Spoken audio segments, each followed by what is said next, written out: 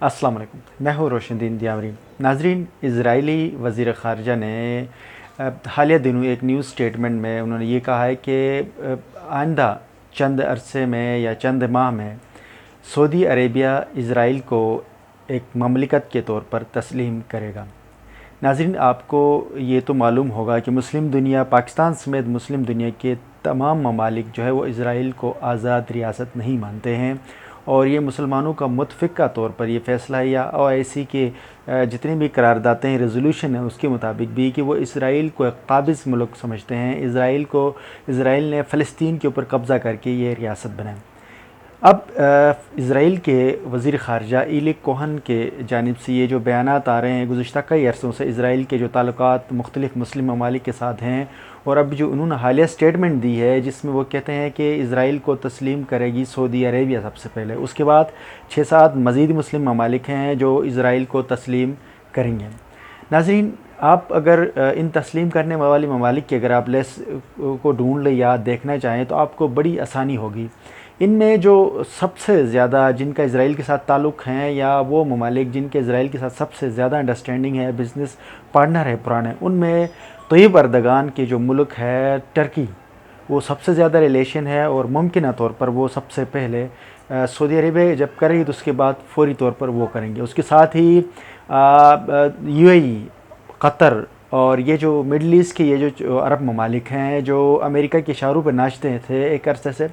ये सारे ममालिक भी उसको तस्लीम करेंगे। यहाँ पर एक बड़ी ख़बर जो आज चल रही थी, पाकिस्तान के निगरान वज़ीर ख़ारजा ने एक स्टेटमेंट में ये कहा है कि अगर इसराइल के तस्लीम करने की बात आई तो हम इस हवाले से हम अपने मफादात देखकर फ़ैसला कर लेंगे।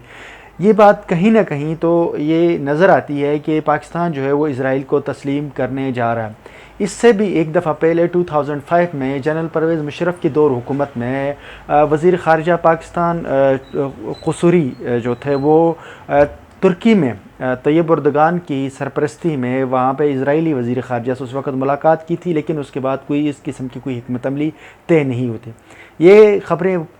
गाए बगाए वक्तन फ़वक्तन आती रहती हैं कि पाकिस्तान जो है वो इसराइल को तस्लीम करेगा, ये नहीं होगा। अब पाकिस्तान जैसे ममालिक को इसराइल तस्लीम करने के क्या मसाइल पैदा हो सकते हैं, क्या नुकसानात हैं, अगर हम इस पर बात कर लें, मैं बहैसियत गिलगित बल्तिस्तानी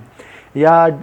डिस्प्यूट कश्मीर के पार्ट होने के नाते इस मसले से जो सबसे ज़्यादा इफ़ेक्ट होगा वो कश्मीर होगा, क्योंकि जब इसराइल को तस्लीम करेंगे तो इसराइल एक काबिज़ है, इसराइल की रियासत के फ़लस्तीन के ऊपर कब्ज़ा करके उन्होंने एक रियासत बनाई है। तो इसी तरह से हिंदुस्तान के हवाले से ये राय दी जाती है कि जम्मू कश्मीर के ऊपर हिंदुस्तान का कब्ज़ा है, और UN के रेजोल्यूशन के तहत जो है पाकिस्तान और इंडिया ये दोनों डिस्प्यूट कश्मीर को जो है वो टिल तस्फिया या उसका जब तक मसला हल नहीं होता है, ये इनके जो काबिज़ एरिया हैं वो उसी के अंडर में होंगे। लेकिन जैसे ही कश्मीर का मसला सॉलिडरिटी या उसकी ख़ुद मुख्तारी के हवाले से बात होगी तो वो कश्मीरी फ़ैसला करेंगे। जिस तरह से इसराइल ने फ़लस्तीन के ऊपर कब्ज़ा करके उसकी रियासत को यरगमाल किया हुआ, ऐसे ही इंडियन जो हुकूमत है उन्होंने जम्मू एंड कश्मीर के ऊपर कब्ज़ा किया हुआ है और रियासत को यरगमाल बनाया हुआ है। अब अगर पाकिस्तान या मुस्लिम दुनिया के कोई भी मुल्क इसराइल को तस्लीम करता है तो फिर हिंदुस्तान को भी एक इसमें ऑप्शन मिलेगी कि वो हिंदुस्तान के जो जम्मू एंड कश्मीर की जो रियासती कब्ज़ा है वो एक मुस्तकिल हो जाएगा, वो फिर उनके लिए एक जवाज़ पैदा हो जाएगा। ऐसे में पाकिस्तान अगर खुदा न खास्ता ये हरकत कर जाता है तो जिससे ना तो सिर्फ कश्मीर काज को मसला पैदा हो जाएगा, ना तो कश्मीर काज ख़त्म हो जाएगा, बल्कि उसके साथ साथ गिलगित बल्तिस्तान की जो ख़ित्ता है वो गुज़िश्ता 70 सालों से उसको एक डमी के तौर पर रखा गया, ना तो वो इसको इधर लेकर जा रहे हैं, ना डिस्प्यूट कश्मीर का ऐसा रखा हुआ है। टेक्निकली वो डिस्प्यूट कश्मीर के पार्ट होने की वजह से वो लोग मुतनाज़ा हैं। अगर उन 70 सालों से गिलगित बल्तिस्तान को मुतनाज़ा ही रखना था और साथ इसराइल को तस्लीम करना था तो उन्हें चाहिए था कि पहले ही दिन ये मसला ख़त्म कर लेते हैं। पाकिस्तान की जो मौजूदा फ़ाइनेंशियल सुतरात है, इकनामी जो और माशी जो सूरत हाल है, उसमें लग तो यही रहा है कि पाकिस्तान कहीं ना कहीं इस किस्म की हरकत कर सकता है। ऐन मुमकिन है कि पाकिस्तान इस वक्त जो IMF से अपने पैसे मंगवाने के लिए वो पूरा मुल्क को गिरवी रखा हुआ है, उन्होंने आवाम के ऊपर टैक्स की एक बौछार लगाई हुई। ऐसे में अगर उनको कोई 200-400 अरब डॉलर कहीं से मिल जाता है तो वो इसराइल समेत दुनिया के किसी मुल्क को तस्लीम करने के लिए भी तैयार हो सकते हैं। ये मुमकिन है कि पाकिस्तान की रियासती मौजूदा जो स्ट्रक्चर है, ये जो डमी किस्म के जो हुक्मरान हैं, इन लोगों से किसी किस्म की भी कानूनी और किसी भी किस्म की जो है वो फ़ैसले मुमकिन हो सकते हैं। ये लोग कुछ भी कर सकते हैं और किसी भी हद तक भी जा सकते हैं।